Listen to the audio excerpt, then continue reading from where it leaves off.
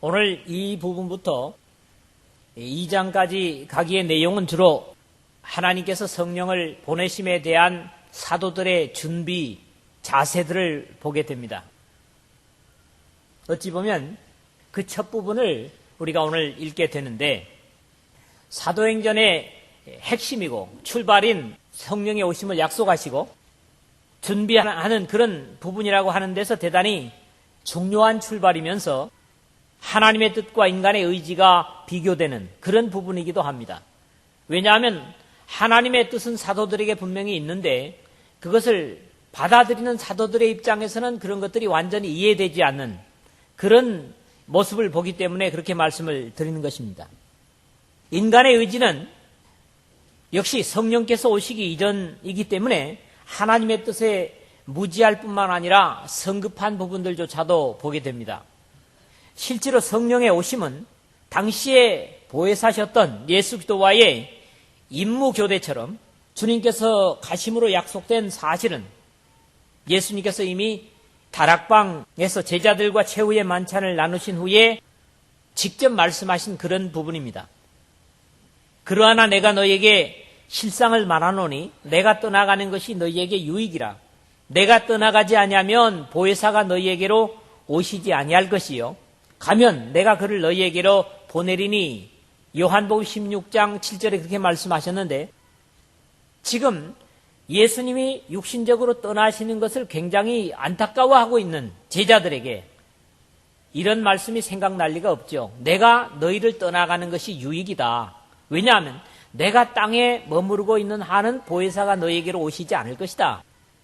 내가 땅에서 아버지께로 올라가서 내가 그 보혜사를 너희에게 보내겠다. 이런 약속을 제자들이 기억해낼 리 만무하다는 거지요.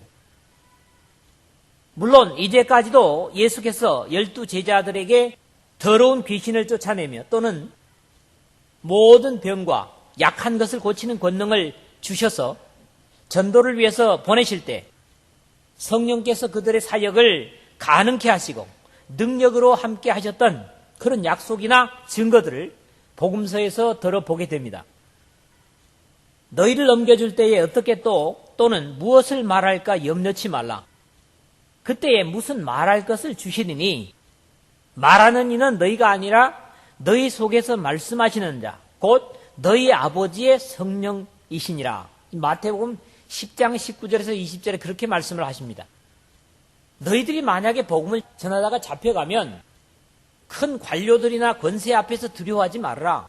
너희들로 하여금 말하게 하는 것이 아니라 너희 속에서 성령께서 대신 말씀하게 할 것이다. 이런 위로의 말씀을 주고 계시죠. 또 70인을 파송한 후에 그들이 돌아와서 이런 보고를 하죠. 70인이 기뻐 돌아와 가로되 주여 주의 이름으로 귀신들도 우리에게 항복하더이다. 누가복음 10장 17절에 그런 보고를 성경 속에서 접하기도 합니다. 그러나 이러한 성령의 역사는 아직도 부약적인, 즉 어떤 사역을 위해서 왔다가 그 일이 완료되면 떠나는 그런 형태였었고, 예수 그리스도의 십자가의 희생을 통한 구원의 은혜를 완성하신 후에 영원토록 함께 하실 그 보혜사를 사도들로 하여금 기다리게 하신 것을 우리는 주님의 약속 속에서 보는 겁니다. 그리고 이 성령의 약속은 이제 더 이상 사도들에게만 주신 약속이 아니라 그를 순종하는 자들 모두에게 주신 약속이라는데 의심의 여지가 없습니다. 뒤에 계속해서 상고하겠지만은 2장 38절에서 39절에 보면 베드로가 가로되 너희가 회개하여 각각 예수 그리스도의 이름으로 세례를 받고 죄 사함을 얻으라. 그리하면 성령을 받으리니 그렇게 말씀하고 29절에서 다시 이 약속은 너희와 너희 자녀와 모든 먼 데사람 곧 주 우리 하나님이 얼마든지 부르시는 자들에게 하신 것이라. 이렇게 말씀을 하고 있기 때문입니다.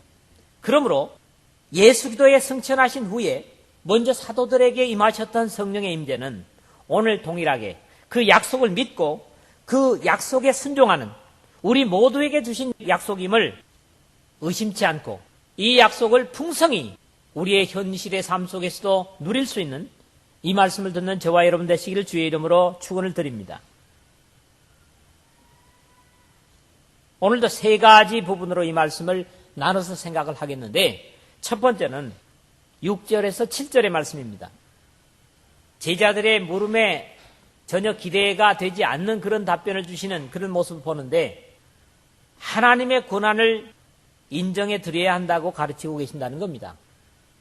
그때든 지금이든 이 원리는, 이 하나님의 약속은 변함이 없습니다.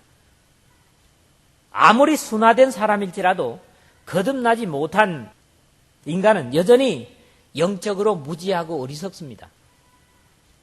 주님께서 진실로 내게 있노니 사람이 물과 성령으로 나지 아니하면 하나님 나라에 들어갈 수 없느니라.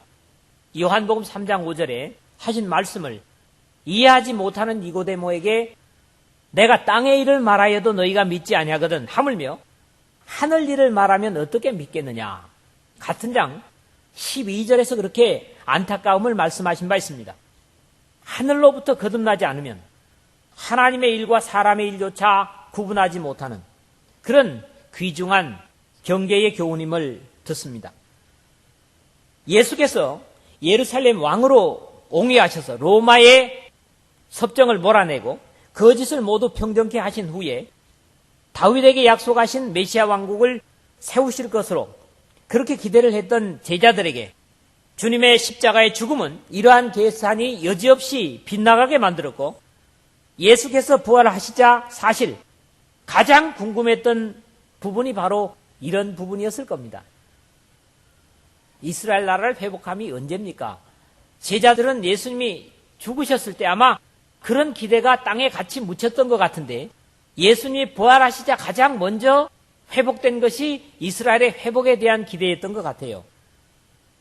주님께서 이스라엘 나라를 회복하심이 이때니까 이것은 비단 당시의 제자들뿐만 아니라 오늘 지구촌의 많은 그리스도인들이 함께 궁금해하는 부분들입니다.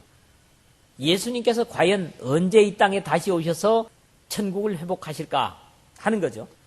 현 시대적인 상황이 어렵고 또 불투명할수록 사실 사람들은 미래에 더 기대를 하게 되고, 믿음 있는 사람들이라면 이 고달픈 세상의 삶보다는 하늘의 영광을 동경하게 되는 것은 어쩌면 당연하다고 여기면서도 우리의 바램보다는 중요한 것은 사실 하나님의 뜻이라는 것입니다. 우리가 뭘 기대하느냐보다도 하나님께서 어떻게 하실 것이냐, 이것이 더 중요하다는 그런 말씀이죠. 우리가 한순간도 잊지 말아야 할 사실은 우리의 원하는 것보다는 어떤 조건 속에서든지 하나님의 뜻을 기다리는 자세가 하나님의 백성들에게 더욱 중요하다는 겁니다. 복음서에 이런 두 사람의 모습을 소개하고 있는데, 먼저는 예수께서 그 어린 시절에 정결례식을 행하기 위해서 마리아와 또는 요셉이 예수님을 안고 예루살렘 성전에 갔을 때 시몬이라 하는 사람이 있으니 이 사람이 의롭고 경건하여 이스라엘의 위로를 기다리는 자라, 성령이 그 위에 계시더라 하는 누가복음 2장 25절에 한 사람을 보게 되고요. 하나님의 나라를 기다리는 자로 아리마대 요셉이라는 사람이 있었습니다. 역시 마가복음 15장 43절하고 누가복음 23장 52절인데 예수님을 죽이라고 하는 그런 판결에 저희의 결의와 행사에 가타하지 아니하는 자라, 이렇게 소개를 하고 있습니다. 이 두 사람이 하나님의 나라를 기다리는 자로 그렇게 성경에 나타나고 있어요. 사실 사람들은 미래에 대한 것들을 미리 알고자 하는 의구심이 대단히 강하고요. 이것은 에덴 동산에서부터 그랬다, 저는 그렇게 봅니다. 그리고 이런 생각들을 부추겨서 결국 범죄케 하는 것이 누굽니까? 마귀 사탄이거든요. 너희가 이것을 먹는 날에는 너희 눈이 밝아 하나님과 같이 되어 선악을 알 줄을 하나님이 아심이니라. 사탄은 창세기 3장 5절에 보니까 너희들이 모르는 것들이 너무 많다.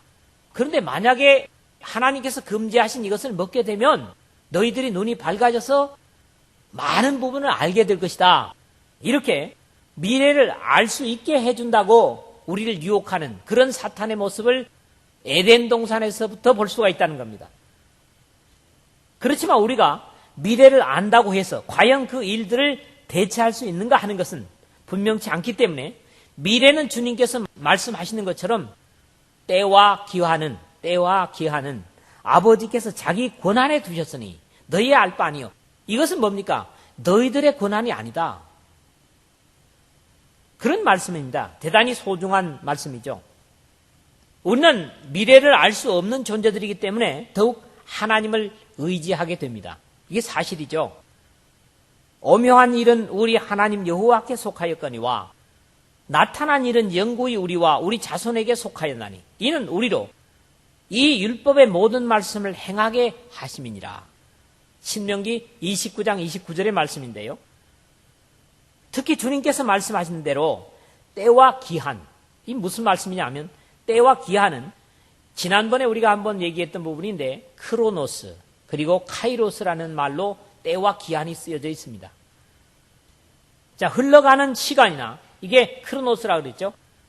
하나님께서 예정하신 어떤 특정한 일을 위해서 정하신 그런 시기, 이 두 가지를 의미하는 때와 기한.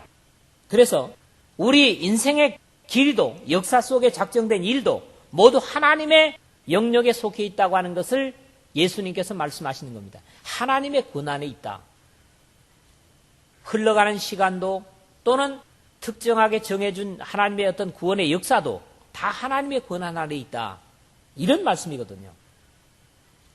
주님께서 분명히 너희의 알 바 아니요 하신 것은 우리의 권한 밖의 일이라는 것을 말씀하신 겁니다. 사실 우리는 우리가 알고 있는 것들도 다 실천하지 못하면서 언제나 남의 영역이나 어쩌면 하나님의 권한까지도 침범하려는 그런 정욕과 어리석음으로 살 때가 많습니다.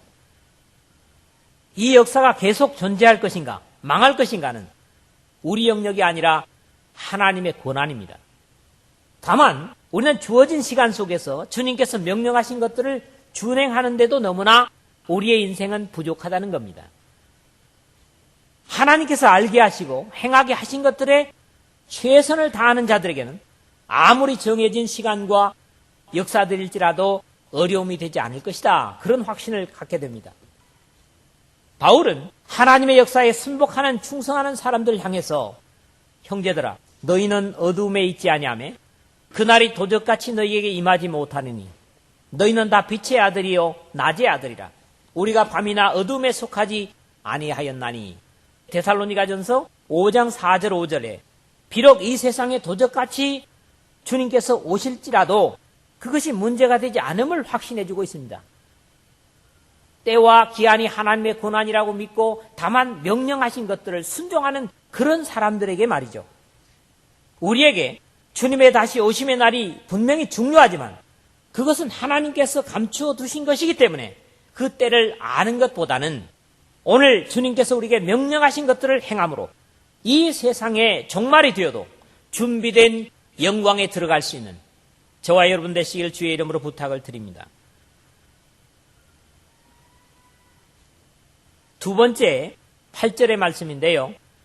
하나님의 일은 하나님의 권능으로만 행할 수 있다. 그런 말씀입니다. 사실은. 성령의 행전이라 그랬죠. 사도행전을 서론에 말씀드리면서 하나님께서 우리에게 주신 사명은 우리의 힘으로는 불가능합니다. 하나님께서 우리를 사용하실 때만 그 일이 가능하다. 이런 말씀이죠. 이 말씀은 서론에서 말한 것처럼 사도행전의 요약과 같은 말씀이요 중심이 되는 구절입니다. 이 말씀은 끝에서부터 이해해보는 것도 상당히 의미가 있다고 생각을 하는데요.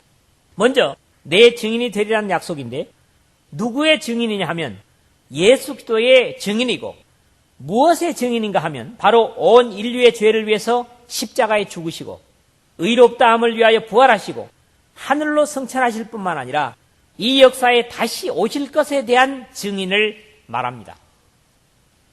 증인은 어떤 일의 현장을 본 사람만이 증인이라고 할 수 있습니다. 그런데 이 증인의 역할의 범위를 예루살렘과 온 유대와 사마리아와 땅끝까지 이르러라고 말씀을 하십니다. 물론 이 말씀은 복음을 증거해야 할 범위를 이루시는 것인데 출발지로는 복음의 발생지인 예루살렘에서부터 주변인 유대와 사마리아 그리고 이방 세계를 넘어서 땅끝까지 이르라고 증거를 하십니다. 이 약속이 사도들의 시대에 물론 완전히 맞춰지지 못했고 앞으로도 언제 마무리될지는 아무도 모릅니다. 주님께서 마지막을 예언하시면서 이 천국 복음이 모든 민족에게 증거되기 위하여 온 세상에 전파되리니 그제야 끝이 오리라. 마태복음 24장 14절에서 이 복음이 땅끝까지 증거돼야 이 세상의 끝이 오고 예수님께서 이 땅에 다시 임하시게 될 것이다. 이런 약속을 주셨습니다. 아직도 복음을 듣지 못한 미전도 종족을 가려서까지 복음을 전하고 있지만 완료의 시기는 알 수가 없을 뿐만 아니라 사도들로 이 일이 맞춰지는 것은 더욱 불가능함에도 부활하신 주님께서는 사도들을 향하여 너희가 라고 말씀하셨다는 사실입니다. 그리고 그 땅끝을 향해 갈 수 있는 힘을 하나님께로부터 너희가 권능을 받고 라고 말씀을 하십니다. 이것은 주님께서 마태복음 말미에서 약속하신 것처럼 예수께서 나와 일러 가라사대 하늘과 땅의 모든 권세를 내게 주셨으니 마태복음 28장 18절이죠. 그렇게 말씀하시고 바로 그 아무도 가로막을 수 없는 권능을 가지고 오라야 땅끝까지 복음을 가지고 증인으로 갈 수 있다고 하는 말씀을 하시는 것이죠. 그리고 이 모든 것을 가능케 하는 에너지가 있어야 움직이죠. 능력이라고 말씀을 드릴 수 있는데 이 에너지는 인간에게서 나오는 것이 아니라 오직 성령이 너에게 임하시면. 그런데 앞에 오직을 붙인 이유가 뭡니까? 이 오직을 붙인 것은 이 외에 다른 어떤 힘과 능력으로도 불가능함을 강조하는 그런 표현입니다. 증인이 되는 것도 단순히 육신의 눈으로 보는 것이 아닌 성령의 눈, 즉 하늘의 눈으로 가능하고 우리의 가까운 곳에서 땅끝까지 갈 수 있는 힘도 세상의 어떤 힘이 아닌 하늘의 힘, 즉 성령의 능력이며 이 모든 일의 권능이 오직 성령이 너희에게 임하시면 이라는 귀중한 약속임을 저희들이 확인하게 됩니다. 오늘날 많은 사람들이 어쩌면 속고 있다 그렇게 봅니다. 우리 마음에서 일어나는 감정을 성령의 역사라고 생각을 하고 이성의 판단을 너무 쉽게 하나님의 지혜로 단정해버리는 그런 경우들을 보기 때문인데요. 그런 결과들은 하나님께서 기대하시고 바라시는 방법과 목표를 절대로 감당할 수가 없고 오히려 영적인 세계에 불협화음을 일으킬 뿐입니다. 인간의 의지와 힘을 가지고 지혜를 가지고 지식을 가지고 하나님의 일을 하려고 하는 것들은 하나님의 뜻을 성취하는 것보다도 어쩌면 하나님의 나라의 불협화음을 일으킬 수 있다. 이런 말씀입니다. 그렇다면 과연 우리가 어떻게 하여야 진정으로 성령의 권능을 힘입을 수 있는가가 오늘도 여전히 우리에게 귀중한 과제가 되겠습니다. 그러므로 예수께서 자기를 믿은 유대인들에게 이르시되 너희가 내 말에 거하면 참 내 제자가 되고 진리를 알지니 진리가 너희를 자유케 하리라. 요한복음 8장 31절에서 32절에 그렇게 말씀을 하셨는데요. 이 자유는 무슨 자유를 의미하느냐 하면 모든 인간적인 굴레에서 자유하는 것을 의미합니다. 이것은 더 쉽게 얘기하면 우리 모든 인간의 방법으로부터도 태어날 수 있는 그리고 오로지 하나님의 아들 예수 그리스도의 능력에 의해서 어떤 것들을 감당하려고 하는 그런 자유까지도 포함하는 말씀이라고 저는 확신을 합니다. 다시 주님께서 너희가 내 안에 거하고 내 말이 너희 안에 거하면 무엇이든지 원하는 대로 구하라. 그리하면 이루리라. 요한복음 15장 7절에 그렇게 말씀을 하셨는데요. 이러한 말씀들은 다름 아닌 말씀의 전적인 순종을 의미합니다. 물론 말씀의 전적인 순종은 다른 표현으로 뭡니까? 성령의 의지의 순종도 포함되는 것이죠. 마치 주님께서 제자들에게 예루살렘을 떠나지 말고 내게 들은 바 아버지의 약속하신 것을 기다리라 하는 명령이 당시의 유대인들의 핍박과 어려움을 주는 것 때문에 두렵고 어려운 것이었지만 그럼에도 순종하며 기다린 그들에게 약속대로 성령께서 오셨고 그 모든 공포와 어려움으로부터 자유하고 주님의 이 약속을 감당한 것처럼 오늘 이 시대에도 인간의 이성과 감정으로 수용하기 어려운 말씀일지라도 믿고 순종하는 자들에게 성령의 능력으로 함께 하실 것이라고 하는 확신입니다. 그러므로 오늘 우리의 과제도 오직 성령의 충만이다. 이렇게 확신할 필요가 있습니다. 왜 성령이 너에게 임하시면이 아니고 충만이냐? 이렇게 물으실 분이 있는 것 같은데, 하나님의 약속을 순종해서 세례를 받고 죄사함을 받아서 성령을 선물로 받은 자들은 오직 충만함을 받으면 그만입니다. 주님께서는 바울 사도를 통해서 술 취하지 말라, 이는 방탕한 것이니 오직 성령의 충만을 받으라, 에베소서 5장 18절에 그렇게 당부하셨기 때문입니다. 하나님의 진리를 향해서 우리가 기쁨과 감격으로 응답하지 못하는 것은 뭡니까? 인간의 이성과 감정의 무지 때문입니다. 하나님의 진리와 명령에 대해서 민감할 수 있는 게 뭡니까? 하나님의 성령의 충만입니다. 세 번째 마지막으로 9절에서 11절의 말씀을, 이 오늘 마지막 부분의 말씀은 이제 성령과 임무교대를 위해서 하늘로 가시는 부활하신 주님을 제자들로 하여금 직접 보게 하시는 주님의 사랑을 확인하게 됩니다. 제자들은 어쩌면 호련히 하늘로 올라가시는 주님을 쳐다보고 있으면서 속으로는 또 다른 두려움이 엄습하지 않았겠는가, 그런 생각을 합니다. 올라가네, 이런 정도가 아니라 잠시 동안 우리와 함께 계셨던 그 주님은 올라가 버리시는구나. 유대인들을 인해서 숨어 떨던 제자들에게 호련히 오셔서 다시 용기와 힘을 얻기도 했는데, 또다시 자신들을 땅에 남겨두고 하늘로 홀로 가시는 주님을 보면서 땅에 남겨진 두려움과 슬픔을 느낄 수도 있었을 것이라는 그런 생각입니다. 주님께서 보이지 않으실 때까지 어쩌면 허전한 마음으로 하늘을 올려다보고 있는 제자들에게 흰옷 입은 두 사람이 저희 곁에 서서 하는 말이, 갈릴리 사람들아, 어찌하여 서서 하늘을 쳐다보느냐? 너희 가운데서 하늘로 올려오신 이 예수님은 하늘로 가심을 본 그대로 오시리라. 11절에 조금은 이해되지 않는 말을 하고 있습니다. 여기서 분명한 것은 어떤 그림에서 보는 것처럼 천사들이 주님 양편에서 부축해서 하늘로 올라가면서 내려다보고 하는 말이 아니라 저희 곁에 서서 말했다는 사실입니다. 바로 하늘을 올려다보고 있는 제자들 곁에 서서 말했다는 거죠. 영광의 몸으로 부활하신 주님께서는 천사가 붙들고 올라가야 할 그런 육신의 몸이 이미 아니었습니다. 영광스러운 주님의 몸은 무게를 느끼지 아니하시고 하나님 우편으로 호련히 홀로 올라가신 것입니다. 이 주님의 승천의 모습은 이제 또 하나의 우리 믿음의 사람들의 기대가 됩니다. 주께서 호령과 천사장의 소리와 하나님의 나팔로 친히 하늘로 쫓아 강림하시리니 그도 안에서 죽은 자들이 먼저 일어나고 그 후에 우리 살아남은 자도 저희와 함께 구름 속으로 끌어올려 공중에서 주를 영접하게 하시리니 그리하여 우리가 항상 주와 함께 있으리라.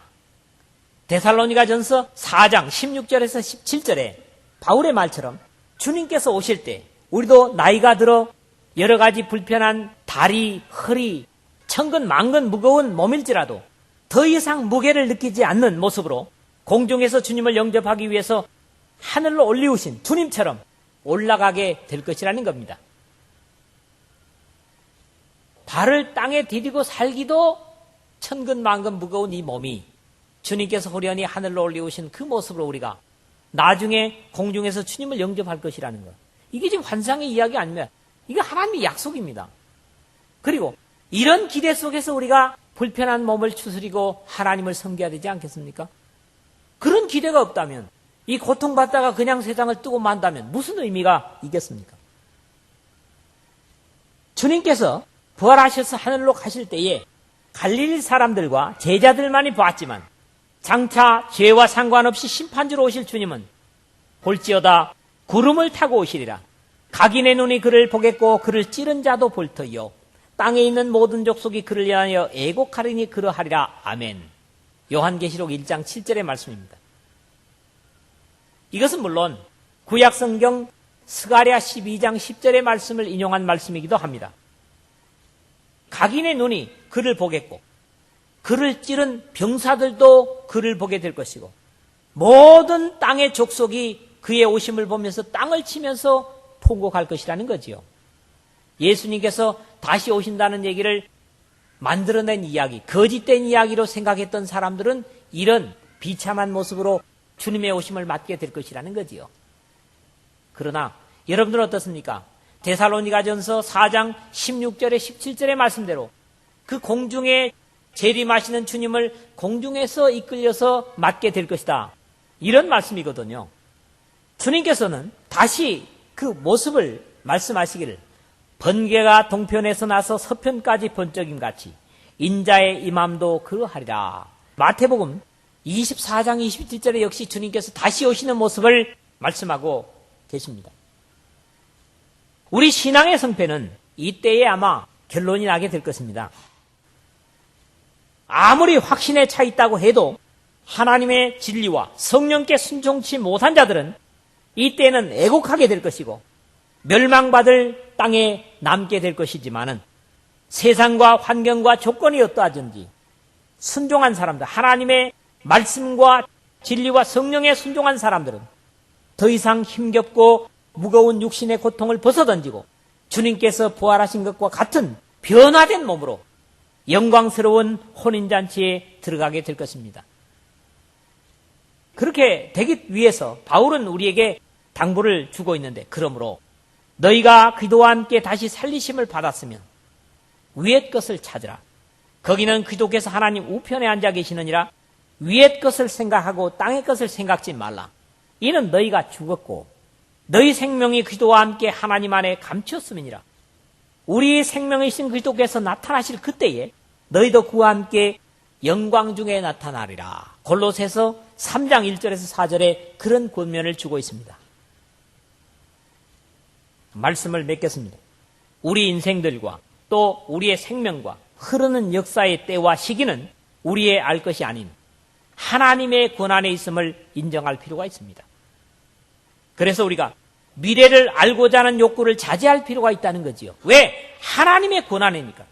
다만 말씀하신 것들에 전적으로 순종하면서 하나님께서 하라고 명령하신 것들을 묵묵히 행하는 것이 오늘 주님을 기다리는 우리 자신들에게 필요하다, 그런 말씀이고요.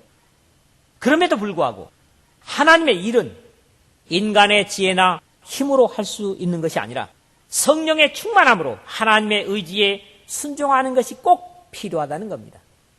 우리가 하고 싶은 대로, 생각나는 대로, 마음 내키는 대로가 아니라 하나님께서 시키신 것, 하나님의 성령께서 우리를 부추기는 것, 그것을 따라서 우리가 주님의 일을 감당할 수 있다, 그런 말씀이고요. 마지막으로 하늘로 올리우신 주님은 가신 모습 그대로 구름과 같은 천군 천사들과 천만 성도들이 옹이하는 가운데 영광스러운 심판주로 이 땅에 다시 오실 것입니다. 이게 우리 믿음의 사람들의 확신입니다. 그 주님이 다시 오실 때까지 우리가 모든 고난을 주님 앞에 맡기고 우리의 생명과 또는 흥망성쇠를 주님 앞에 맡기고 오직 하나님께서 명령하신 것들을 끝까지 충성함으로 다시 오시는 주님 앞에 수치스러운 모습으로 서지 않는 믿음으로 최선을 다하는 이 말씀을 듣는 저와 여러분 되시기를 주님의 복되신 이름으로 축원을 드립니다.